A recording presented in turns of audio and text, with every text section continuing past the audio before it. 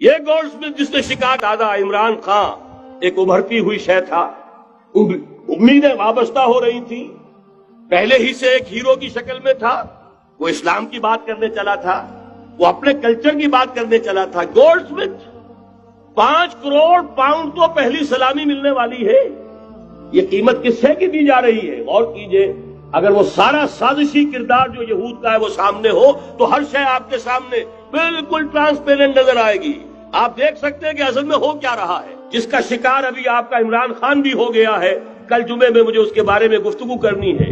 وہ order of the الومناٹی 1776 میں قائم کیا گیا تھا، یہودیوں کی سازش، وہ آج تک چل رہی ہے۔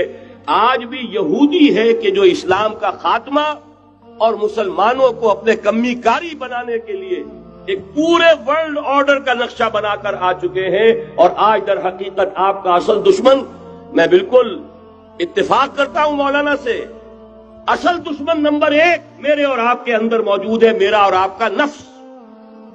اصل دشمن یہ ہے، نفس با ہم کم طرف فرعون نیست لیکن اورا اون ایرا اون نیست۔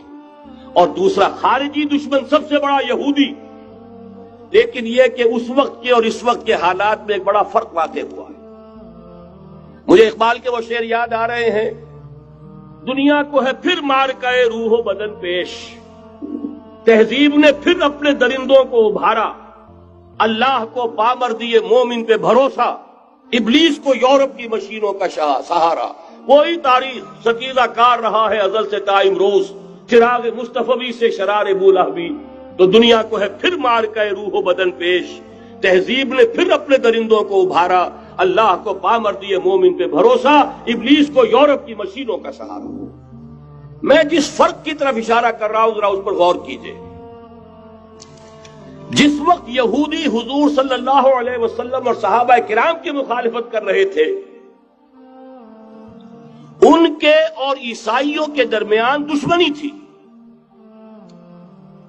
وقالت اليهود ليست النصارى على شيء وقالت النصارى ليست اليهود على شيء، ان میں آپس میں سانپ اور نیولے کا بیر تھا اس وقت جبکہ نبی اکرم صلی اللہ علیہ وسلم کے ساتھ یہود کی یہ کشاکش جاری تھی۔ یہی وجہ ہے کہ آپ کو معلوم ہے کہ قرآن مجید کہتا ہے کہ بدترین دشمن تمام انسانوں میں اہل ایمان کے وہ یہود ہیں، اور قریب ترین اگر کسی کو پاؤ گے دوستی میں مسلمانوں کے تو وہ نصارہ ہے۔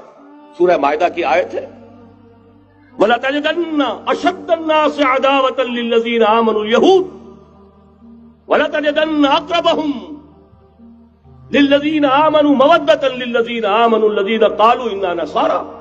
اس وقت صورتحال یہ تھی۔ آج زمین و آسمان کا فرق واقع ہو چکا ہے، آج یہودی عیسائی پر مسلط ہو چکا، یہودیوں نے پورا عالم عیسائیت فتح کر لیا ہے، آج پورا عالم عیسائیت یہودیت کا اعلی کار بن چکا ہے۔ چنانچہ پہلے تو ایک ہی بات تھی، یہ تو تقریباً 300-400 سال قبل ہو چکا، کہ west white Anglo Saxon Protestants یہ تو اعلی کار بن گئے تھے آج سے صدیوں پہلے، انہی کے ذریعے سے یورپ کے اندر انہوں نے سود کی اجازت حاصل کی، انہی کے ذریعے سے یہ ساری فحاشی اور یہ ساری عریانی کا جو بازار گرم کیا، یہ در حقیقت آزاد خیالی، لبرلزم، حریت فکر، حریت عمل، میں آزاد ہوں، میں ننگا جانا چاہتا ہوں بازار میں، آپ کون ہوتے روکنے والے؟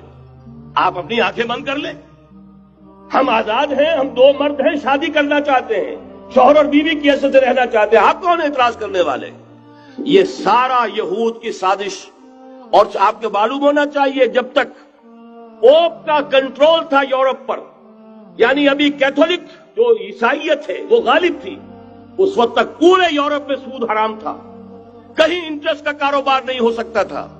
یہ پروٹیسٹنٹس کے ذریعے سے اس کی اجازت حاصل کی، نتیجہ یہ نکلا، علامہ اقبال شاعر مشرق اس صدی کے آغاز میں گیا تھا یورپ، اور وہاں جا کر اس نے دیکھ لیا تھا فرنگ کی رگے جہاں پنجے یہود میں ہے۔ معاشی اعتبار سے یہودیوں نے پورے یورپ کے اوپر اپنا تسلط قائم کر لیا تھا، اور یہ یہودی کون تھے؟ روتھ چائلڈز، گولڈ سمتھس، بہرحال مجھے جو دوسری بات کہنی تھی وہ یہ کہ یریدون لیطفئوا نور اللہ بافواہہم، اس وقت بھی یہودی تھا، آج بھی یہودی ہے، لیکن فرق یہ واقع ہوا ہے کہ اس وقت یہودی کے کنٹرول میں عیسائی نہیں تھے، بلکہ 1200 برس تک یہودیوں کے اوپر ظلم و ستم بلکہ ہوتا رہا عیسائیوں کے ہاتھوں. پورے یورپ میں پرسیکیوٹڈ تھے. انہیں اگر کہیں سہارا ملا مسلمانوں کے ذریعے سے اسپین میں ملا ہے.